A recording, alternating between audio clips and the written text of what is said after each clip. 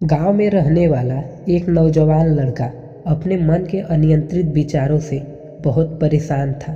न चाहते हुए भी हर समय उसके मन में कोई न कोई विचार चलते ही रहते हैं। जब वो कोई काम करता तो उसके हाथ पैर और शरीर तो उस काम को कर रहे होते, लेकिन उसका मन अतीत में घटी घटनाओं के ख्यालों में खोया रहता। उसे अपने भविष्य को लेकर ख्याली पुलाव पकाने की भी आदत पड़ चुकी थी।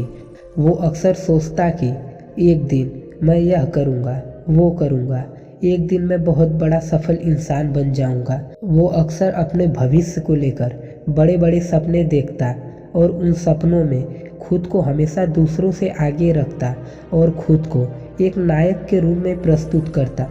वह जब भी किसी महान, बुद्धिमान, वीर और साहसी व्यक्ति की कहानी सुनता या पढ़ता तो उस कहानी में नायक की जगह खुद को रख लेता और अपने ख्यालों में ही वो सभी साहसी और महान कार्य करने की कोशिश करता जो उस कहानी के नायक ने किए होते थे। वह अक्सर अपने ख्यालों में सोचता कि एक दिन मैं बहुत ही सफल इंसान बनूंगा, जिसके पास बहुत सारा पैसा होगा, समाज में खूब इज्जत और मान सम्मान भी होगा। वह एक बहुत ही सुंदर और सुशील लड़की से शादी करेगा और खुशी खुशी अपना जीवन व्यतीत करेगा। वह कई वर्षों से ऐसा ही सोचता आ रहा था। उसे लगता था कि उसका जीवन एकदम से बदल जाएगा, वो एकदम से सफल बन जाएगा, लेकिन उसके साथ आज तक ऐसा कुछ भी चमत्कार नहीं हुआ था, बल्कि समय बीतने के साथ उसकी हालत और भी खराब होती जा रही थी। और इसका सबसे बड़ा कारण था उसका एक्शन न लेना, यानी काम न करना। उसके सपने तो बड़े बड़े थे और वो अपने ख्यालों में भविष्य के लिए बड़ी बड़ी योजनाएं भी बना लेता था, लेकिन उसने आज तक उन सपनों को हकीकत में बदलने के लिए कोई भी ठोस कदम नहीं उठाया था। कभी भी खुद को कड़ी मेहनत करने के लिए प्रेरित नहीं किया था, जिसका परिणाम ये हुआ कि अब वह 24 साल से ऊपर का हो चुका था, लेकिन आज तक अपने किसी भी सपने को हकीकत में बदलते हुए नहीं देखा था। इसलिए अब उस व्यक्ति को भी यह बात समझ में आने लगी थी कि वह अपने मन के बनाए हुए ख्यालों के जाल में फंस चुका है, जिससे वह केवल अपने ख्यालों में ही अपने सपनों की चीज़ों के बारे में सोचकर खुश रहता है और कभी भी वास्तविक दुनिया में उन सपनों को पूरा करने के लिए कोई प्रयास नहीं करता। उसे पता तो था कि उसका दिमाग फालतू के विचारों से भरा हुआ है और वो वास्तविकता में नहीं जी रहा है, लेकिन बहुत प्रयास करने के बाद भी वह अपनी इस आदत को छोड़ नहीं पा रहा था। उसे अपने ख्यालों की दुनिया में जीने में मज़ा भी आ रहा था, लेकिन जब वह अपने ख्यालों से बाहर आकर अपनी वास्तविक स्थिति को देखता और उसके बारे में सोचता तो वह बहुत ही दुखी हो जाता। अब धीरे धीरे उसकी यह आदत उसके तनाव और उदासी का कारण बन चुकी थी। अब वो अपने दोस्तों और घर वालों से भी ज़्यादा बात भी नहीं करता था। दिन भर गुमसुम और उदास रहने लगा था। एक दिन ऐसे ही उदास मन के साथ वह एक पेड़ के नीचे बैठा हुआ था। तभी उसका एक मित्र उसके पास आता है और उससे कहता है, मित्र, हमारे गांव में एक बहुत ही प्रसिद्ध बौद्ध भिक्षुक पधारे हुए हैं और मैंने सुना है कि वह मन और मन की अशांति से जुड़ी हर एक समस्या का समाधान बहुत ही आसानी से कर देते हैं। मुझे लगता है कि तुम्हें उनके पास एक बार जरूर जाना चाहिए। वो तुम्हारी समस्या का समाधान कर सकते हैं। अपने मित्र की बात सुन नौजवान व्यक्ति खुश हो जाता है और उन बौद्ध भिक्षुक से मिलने चल पड़ता है। थोड़ी देर बाद वह बौद्ध भिक्षुक के समक्ष पहुंच जाता है, जो कि एक वृक्ष के नीचे ध्यान मुद्रा में बैठे हुए थे। वह बौद्ध भिक्षुओं को प्रणाम कर उनके सामने बैठ जाता है और अपनी सारी समस्या बताना शुरू कर देता है। वह कहता है, मेरा मन हर समय असंख्य विचारों से भरा रहता है। इनमें बेवजह के विचार हर समय चलते ही रहते हैं। मैं कोई काम कर रहा होता हूँ तब भी मेरा मन भविष्य के किसी विचारों में खोया रहता है। मैं कितना भी प्रयास कर लूँ पर ये मेरी एक भी नहीं सुनता। मैं अपने इस अशांत मन को शांत करना चाहता हूँ, इसे खाली करना चाहता हूँ, इसे एकाग्रचित करना चाहता हूँ, जिसमें मैं अब तक सफल नहीं हो पा रहा हूँ। मैं आपके पास बड़ी उम्मीद लेकर आया हूँ, कृपया मुझे कोई रास्ता दिखाएं। नौजवान व्यक्ति की ये सारी बातें ध्यान से सुनने के बाद बौद्ध भिक्षुक ने कहा, जिंदगी खुशहाल और मन शांत तभी तो होगा ना, जब जो गलतियां कर रहे हो उन गलतियों को करना बंद कर दो। क्या क्या गलतियां कर रहे हो और मन को कैसे साफ करना है, इस बारे में आज मैं तुम्हें विस्तार से बताऊंगा। ध्यान से सुनना। पहले तो आप इस वीडियो को लाइक करें और हमारे चैनल को सब्सक्राइब जरूर कर लें। तो आइए कहानी पे आते हैं। पहली गलती, पर्याप्त नींद न लेना। पूरी नींद न लेना शरीर और मन को कई तरह से नुकसान पहुंचाता है। अगर पूरी नींद न ली जाए तो याददाश्त का कमज़ोर होना, तनाव, चिड़चिड़ापन, हर समय थका हुआ महसूस करना और चेहरे की चमक खोने जैसी समस्याओं का सामना करना पड़ता है। इसके साथ ही कम सोने से समस्याओं का समाधान निकालने के दिमाग की क्षमता पर इसका असर पड़ता है और दिमाग को तुलनात्मक अध्ययन करने में भी दिक्कत आती है। इसलिए रोजाना कम से कम 4 से 6 घंटे की गहरी नींद लेना जरूरी है। नींद मानव जीवन के लिए महत्वपूर्ण होती है, क्योंकि यह हमारे शारीरिक और मानसिक स्वास्थ्य को सुरक्षित रखने का माध्यम है। रोज पर्याप्त गहरी नींद लेने से हमारी शारीरिक क्षमता बढ़ती है, मानसिक तनाव कम होता है और जीवन की गुणवत्ता में सुधार होता है। हमारी दिनचर्या में नींद का बहुत ही महत्वपूर्ण स्थान है, क्योंकि यह हमें दिन भर की थकान और तनाव से राहत दिलाती है। यदि किसी कारणवश तुम पूरी नींद नहीं ले रहे हो तो इसे तुम्हारे शारीरिक और मानसिक स्वास्थ्य पर बहुत बुरा असर पड़ता है। शारीरिक स्वास्थ्य के पहलू में नींद का अभाव तुम्हारी शारीरिक क्षमता को कम कर सकता है, क्योंकि नींद के दौरान हमारे शरीर की मरम्मत, सफाई, इसके ऊर्जा स्तर में सुधार होता है। लगातार कम नींद लेने से जीवन की गुणवत्ता में गिरावट आने के साथ साथ हमारे शरीर की प्रतिरक्षा प्रणाली भी कमज़ोर पड़ने लगती है, जिससे बीमारियों का खतरा बढ़ जाता है। और मानसिक स्वास्थ्य के पहलू में पर्याप्त नींद न लेने से मानसिक तनाव बढ़ जाता है और मानसिक स्वास्थ्य पर इसका असर पड़ता है। नींद के अभाव में मानसिक तनाव और चिंता की स्थिति में वृद्धि होती है, जिससे तुम्हारी दिनचर्या, निर्णय लेने की क्षमता और उत्साह पर असर पड़ता है। नींद के अभाव से बच्चों और युवाओं की शिक्षा कार्य पर भी असर पड़ता है। उनकी याददाश्त, समझ और नैतिकता पर असर पड़ सकता है, जिससे उनकी शिक्षा कार्य में प्रगति रुक सकती है। इसके साथ ही पूरी नींद न लेना तुम्हारी व्यक्तिगत जीवन शैली पर भी असर डालता है। नींद की कमी से तुम्हारे ध्यान, समर्पण और रिश्तों में भी समस्या आ सकती है। संक्षेप में कहें तो हमारी शारीरिक और मानसिक स्वास्थ्य को बनाए रखने के लिए सबसे महत्वपूर्ण भूमिका नींद निभाती है। अच्छी और गहरी नींद लेकर हम अपने जीवन की गुणवत्ता को सुधार सकते हैं और स्वस्थ व खुशहाल जीवन जी सकते हैं। दूसरी गलती, खाने की मात्रा और उसकी गुणवत्ता पर ध्यान न देना। कभी भी कुछ भी और कितना भी खा लेना। कुछ लोग ज़्यादा मसालेदार, चटपटा और मीठा खाने के आदी होते हैं। उन्हें ज़्यादा मैदा, चीनी, तेल से बने सामानों को खाने की आदत पड़ चुकी होती है। ऐसे लोगों को लगता है कि अगर ज़िंदगी में खाने को सीमित कर दिया तो फिर जीवन में बचा ही क्या, ज़िंदगी के मज़े ही क्या। जैसे ही इंसान सिर्फ खाने के लिए ही दुनिया में जन्म लेता है। कुछ लोगों को हर समय खाते रहने की आदत पड़ चुकी होती है। भूख नहीं होती तब भी खाए जा रहे होते हैं। ज़बरदस्ती कुछ भी उल्टा सीधा पेट में डालते रहते हैं, जैसे पेट नहीं कोई कूड़ादान हो। ज़रूरत से अधिक या कुछ भी खाते रहने से सिर्फ शरीर का वजन ही प्रभावित नहीं होता, बल्कि दिमाग की शक्ति पर भी इसका बुरा असर पड़ता है। मैदा, तेल, चीनी और ज़्यादा नमक से बने पदार्थों का सेवन करने से शरीर का वजन बढ़ने के साथ साथ कई सारी बीमारियां जन्म लेने लगती हैं, और जिसका नकारात्मक प्रभाव हमारी भावनाओं और विचारों पर पड़ता है, क्योंकि एक बीमार शरीर व्यक्ति के मन को भी बीमार बना देता है, जिससे व्यक्ति मानसिक रूप से बीमार पड़ने लगता है और तनाव व चिंता का शिकार हो जाता है। इसलिए व्यक्ति को भोजन की उचित मात्रा और उसकी गुणवत्ता पर विशेष ध्यान देना चाहिए। तीसरी गलती, ज़रूरत से ज़्यादा भागदौड़ भरी जिंदगी और ये सोच के रुकना मना है। कुछ लोगों को लगता है कि जिंदगी सिर्फ ऐसे ही चलती है। गलत। भागदौड़ भरी जिंदगी कितना भी हो, लेकिन रुको। अगर भागते ही रहोगे तो ऐसे हाथ से गिरोगे कि उठने लायक ही नहीं रहोगे। तो जिंदगी की भागदौड़ के बीच थोड़ा सा समय खुद के लिए भी निकालो। खुद को भी समय दो। ढूंढने का प्रयास करो कि कौन सी चीज़ तुम्हें खुशी देती है, कौन सा काम करने में तुम्हें आनंद आता है। खुद से सवाल करो और खुद को जानने का प्रयास करो।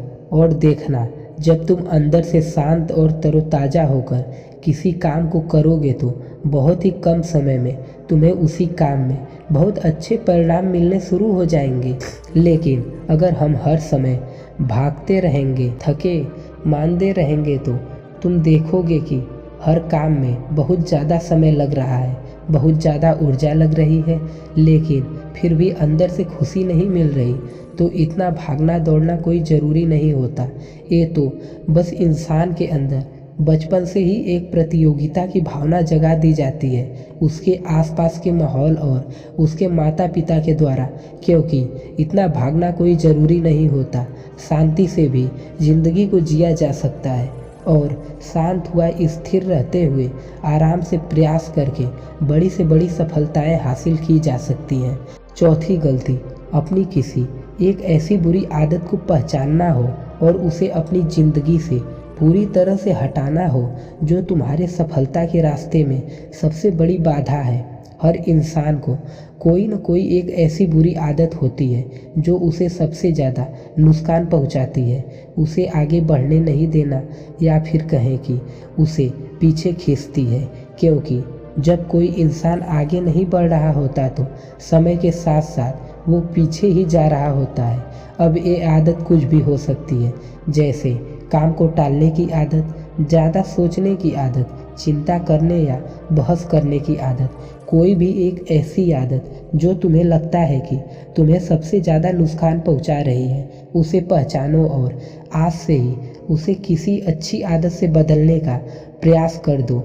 हालांकि आदतों को बदलना इतना आसान नहीं होता, लेकिन हर चीज़ को बदलना संभव है अगर तुम्हारे अंदर वो मजबूत संकल्प और लचीलापन है।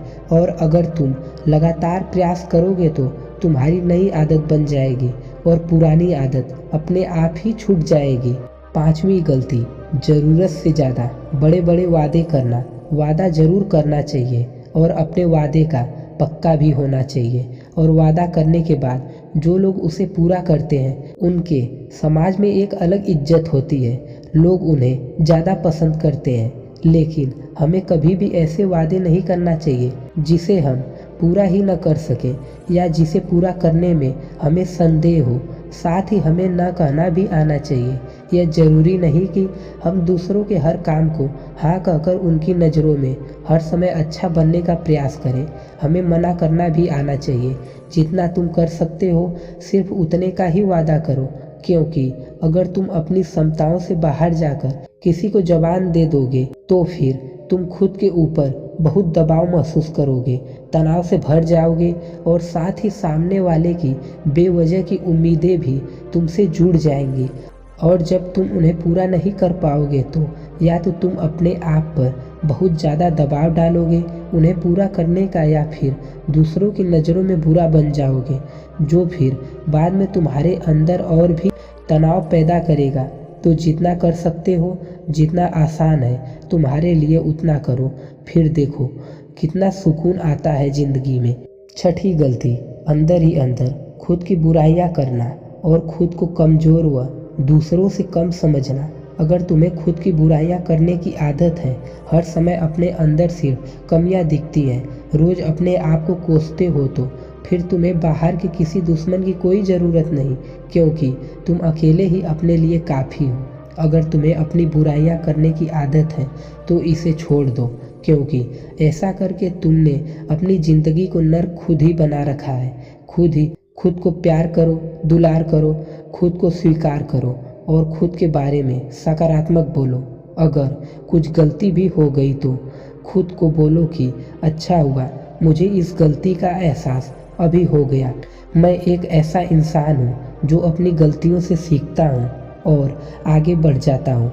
तो कहने का मतलब ये है कि गलती में भी खुद को लगातार कोसने या खुद को अपनी नज़रों में गिराने की बजाय गलतियों से सीख कर आगे बढ़ने वाला इंसान बनो, क्योंकि अंदर ही अंदर खुद की बुराइयां करना और खुद को कोसना इंसान को ऐसी जंजीरों में बांध देता है, फिर भी वह उसे तोड़ नहीं पाता और वही पड़ा पड़ा मानसिक रूप से सड़ता रहता है। तो अगर यह तुम्हारे अंदर है खुद की बुराइयां करना, तो इसे जल्दी से जल्दी छोड़ दो, तभी जिंदगी खूबसूरत बनेगी।